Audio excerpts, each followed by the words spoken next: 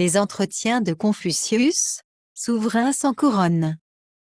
Sans cette clé fondamentale, les entretiens, on ne saurait avoir accès à la civilisation chinoise, et qui ignorerait cette civilisation ne pourrait jamais atteindre qu'une intelligence partielle de l'expérience humaine. L'histoire de la pensée offre peu d'exemples d'une influence aussi étendue et aussi durable que celle du vénéré maître Kong ou Confuci. Si l'on doit juger de sa grandeur par la marque profonde qu'il a imprimée sur tous les peuples d'Asie orientale, l'on peut assurément le nommer le plus grand instituteur que les siècles aient jamais produit. C'est dans ses entretiens 论语 qu'éclate son ardent amour de l'humanité et sa morale sublime, puisée aux sources du bon sens. C'est là que se manifeste son souci constant de rendre à la nature humaine ce premier lustre reçu du ciel, mais obscurci par les ténèbres de l'ignorance. On ne s'étonnera donc pas si les pères jésuites, qui le firent connaître et admirer à l'Europe sous le nom latinisé de Confucius, conçurent pour lui un enthousiasme égal à celui des Chinois. Ils virent dans ses entretiens les perles de la Chine ou quelque chose de plus grand prix encore, car Pretiosia est cunctis opibus sapientia. la sagesse est plus précieuse que les perles, et ils conclurent que ces enseignements ne sont pas seulement bons pour les gens de la Chine, mais qu'il y a peu de Français qui ne s'estimassent fort heureux s'ils les pouvaient réduire en pratique. Voltaire lui-même, conquis, accrocha dans son cabinet un portrait du sage chinois, au bas duquel il mit ses 4 vers. De la seule raison salutaire interprète, sans éblouir le monde, éclairant les esprits. Il ne parla qu'en sage et jamais en prophète. Cependant on le crut, et même en son pays. L'évidence de la droite raison.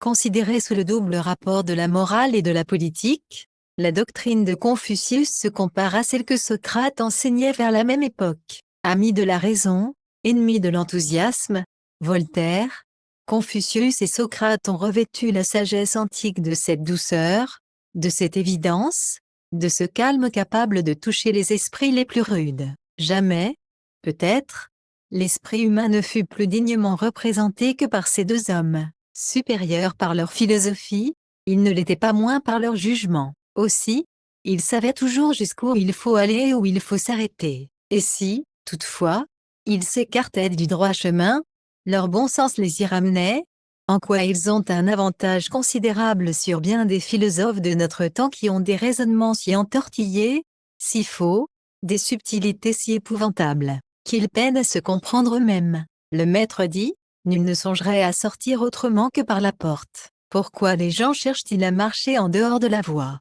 On regrettera, dès lors, l'opinion de Hegel qui, ne trouvant dans les entretiens aucun de ces égarements qu'il nommait philosophie, trancha d'un mot terrible. Il aurait mieux valu pour la réputation de Confucius que l'on n'eût pas traduit son ouvrage. Ce mépris tout germanique est d'autant plus étrange que l'Allemagne possède, avec les Conversations de Goethe, un livre, éminemment proche à la fois par sa sereine beauté, et par la présence vivante d'un maître. Que l'on ne s'y trompe pas. Juger Confucius indigne d'être traduit, c'est rejeter la raison même, cette vérité intérieure qui est dans l'âme de tous les hommes, et que notre philosophe consultait sans cesse pour conduire toutes ses paroles, Jean de La Brune.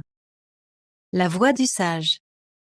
Comme tant d'autres instituteurs du genre humain, comme le Bouddha en Inde, Zarathustra en Perse, Confucius n'était pas un écrivain, mais un maître qui laissa à ses disciples le soin de transcrire ses enseignements. Du reste, étranger aux grands discours et à l'éloquence déplacée, il leur préférait une attitude recueillie, comme celle d'un musicien penché sur son instrument pour en tirer les plus belles mélodies. Il allait parfois jusqu'à soupirer, « Je voudrais ne plus parler ». Aux disciples qui s'émouvaient de ces silences, il rétorquait avec une majesté presque cosmique, « Le ciel parle-t-il ? Pourtant les 4 saisons suivent leur cours, pourtant les 100 créatures naissent. Le ciel parle-t-il ?» Il déclarait humblement à qui voulait l'entendre, « Je transmets, je n'invente rien, et j'aime l'Antiquité. » En réalité, sous les traits du gardien scrupuleux perçait un réformateur. Il ne se contentait pas de conserver les rites, 礼 le savoir,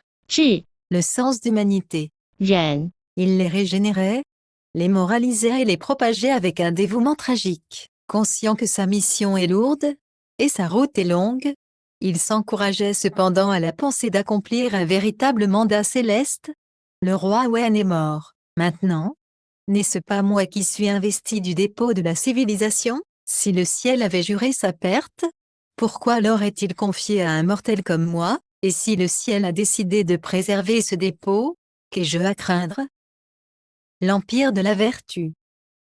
Un mot fréquent dans les entretiens est celui des honnêtes hommes, 君子 qui désignait originellement un gentilhomme issu de nobles races et familles, mais à qui Confucius donne un sens nouveau en substituant l'aristocratie du cœur à celle du sang. L'homme de qualité ne se définit plus par la naissance qu'il reçoit des mains du hasard, mais par l'élévation morale et la sensibilité qu'il acquiert grâce à l'étude. Pareil à l'étoile polaire, immuable et centrale, il ne se soucie pas de n'être pas remarqué, il cherche plutôt à faire quelque chose de remarquable.